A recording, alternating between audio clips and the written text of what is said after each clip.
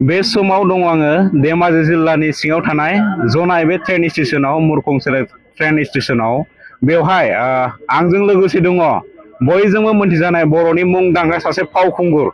जायखौ जोङो मेन्डेला होननानै जों बयबो मिथिगौ बिथाङा बे समाव आंजों लोगोसे दङ बे समाव सारनिफ्राय मिथिनो नाजागोन सारा धेमाजि जिल्लायाव एबा जनाय आरो सिमेन्सापुरियाव मानो फैदोंमोन आं सारनिफ्राय मिथिनो नाजागोन बे समाव सारखौ बड' लाइभ 24 नि जानानै बरायना लाग्रोबाय सिगाङावनो साफ्रोमबो बड' लाइभनि जिखिनि मावग्रा बिथांमोन गिबि गिबियावनो आंनि गोसो गोरबोनिफ्राय साबायखर बावहरबाय लोगोसेनो फैबाय थानाय गोदान बोसोरनिबो आंनिफ्राय हामलायनाय बावहरबाय बे सिमेन्सापुरि बा धेमाजि डिस्ट्रिक्टआव फैनायनि जाहोना जाहैबाय आङो मोनसे बैसागु एलबाम बानायनो फैदोंमोन दिनै साननै जाबाय दिनै जोबबाय आं नै दा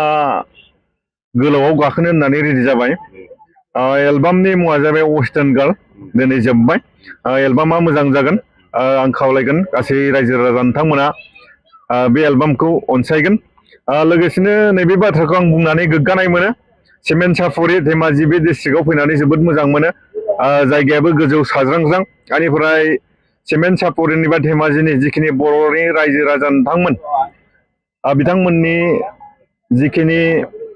अनसायनाय जिखिनि आखल आखु थारैनो बाख्नायनांगोन मानो होनबा दिनैसिमबो बे डिस्ट्रिक्टनि मानसिफोरनि गेजेराव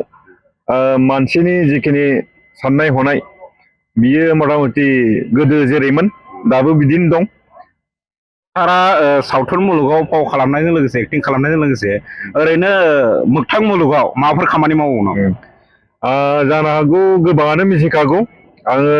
खामारदैसा हाइ स्कुलनि सासे एसिस्टेन्ट टिचार बे जाबाय आंनि प्रफेसन हिसाबै जेनेबा सिनेमा लाइननि अनगायै ओरैनो सारा दासिम बबे फिल्माव आगान होजेननानै बा बबे एलबामाव आगान होजेननानै दिनैसिम खैथासो फिल्म बानायखो दासिम आं गावनो लिरनाय मोजांमोन बादामोन 2006 बे मायथाइयाव दिहुननाय बेनो आंनि गिबि फिल्ममोन मोजांमोन दामोन बेनिफ्राय नेक्स्ट जों फैला बिथांजों हायना मुलि बानायनानै दिनैसिम बे 7 बेनिफ्राय दिनैसिम 53 फिल्माव आङो फाव खालामबाय ओमफ्राय एलबाम हिसाबै दिनैसिम 36 एलबाम आं बानायबाय साराथ' गोबां एलबामफोर माबाफोर बानायबाय इयुनाव आरो बिनिफ्राय आरो जिथुनाखि बैसो थाजासिम माबायदि बानायबावनो सानदों जेनेबा बैसोजों लोगोसे मानसिनि साननाय हनाय मानसिनि केरेक्टार थिग बेफोरबायदिनो फिल्म लाइनावबो बैसोजों लोगोसे आंनि केरेक्टारा लासैनो सोलायबोबाय दङ बा सोलायगोन लासैनो समा फैयोब्ला बिफानि रल सोरबा एक्टरनि बिफानि रल सोरबा एक्ट्रेसनि बिफानि रल बेफोरखौ जों लानो गोनां जागोन बेफोरबायदि सोलायनाय फैगोन जानो हागौ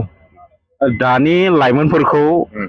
बर' सावथुन मुलुग एबा जिथुनाखि एलबामफोराव मा मेसेज होनो सानगोन दानि जाखांफुनाय लाइमोनफोरखौ आं दिनै जाखांफुनाय लाइमोन सेंग्रा सिख्लाफोरखौ आं दिनै बुंगोन जाय फरायसुला जाय फरायसुलिफ्रा फरायनायजों लोगोसे कालसाराव जायफोरा ओंखारबोगोन बा कालसाराव जायफोरा मोजां मोनो कालसारखौ मोजां मोनो दामनाय देनाय मोसानाय मुसुरनाय आं गेरेन्टि होनो हायो जाय खुदियाया मोसानाय मुसुरनाय दामनाय देनायाव गोसो दङ बा खामानि मावो बिसोरो माब्लाबाबो ड्राग्स जाया दा बेखायनो आं खावलायगोन फरायनायजों लोगोसे कालसारावबो थाफानांगौ जुदि ड्राग्सनिफ्राय बासायनोबा सादा सिगारेट जौ फेग्रा मुवानिफ्राय जुदि बासायनोब्ला कालसाराव ओंखारबोनांगौ मानो होनबा सासे दामग्राया ड्राग्स जानानै माब्लाबाबो दामनो हाया सासे मोसाग्राया माब्लाबाबो ड्राग्स जानानै मोसानो हाया सासे फाव खालामग्राया माब्लाबाबो ड्राग्स जानानै फाव खालामनो हाया बेखायनो जुदि ड्राग्सनिफ्राय बासायनांगौ जायोब्ला कालसार लाइनाव जुदि फैयोब्ला आं गेरेन्टि होनो हायो बे ड्राग्सनिफ्राय गोजान जागोन बेखायनो आं बिमा बिफाफोरखौ खावलायगोन गावनि फिसाफोरखौ दामनाय देनायजों लोगोसे आर्ट आखिनाय बेफोरखौबो प्रफेसन हिसाबै लाफानो हाथों सारनि गुबै मुङा मा आंनि गुबै मुङा थारैनो मोनथाम दङ फिल्माव आंखौ मेन्डेला होननानै मिथिगौ बेनिफ्राय आङो जाय सार्भिस मावबाय दङ बे सार्भिसाव आङो धर्मकान्त होननानैसो माइरं जाबाय दङ बेनिफ्राय लिरनाय जिखिनि लिरनाय खन्थाइ रायथाइ थुनलाइ मुलुगाव आंखौ दैमासा ब्रह्म होननानै सिनायथि जायो सारनिसिम रोजा रोजा साबायखर थाबाय बड' लाइभ 24 जानानै सारा जोंनो दसे सम बे मोनाबिलि समाव बड' लाइभ 24 सम होनायनि थाखाय आं सारखौ साबायखर जाबाय बे समाव आङो बड' लाइभ 24 नि जानानै मिनाराम बसुमतारी खौरांगिरि गोजोन्थों खुलुमबाय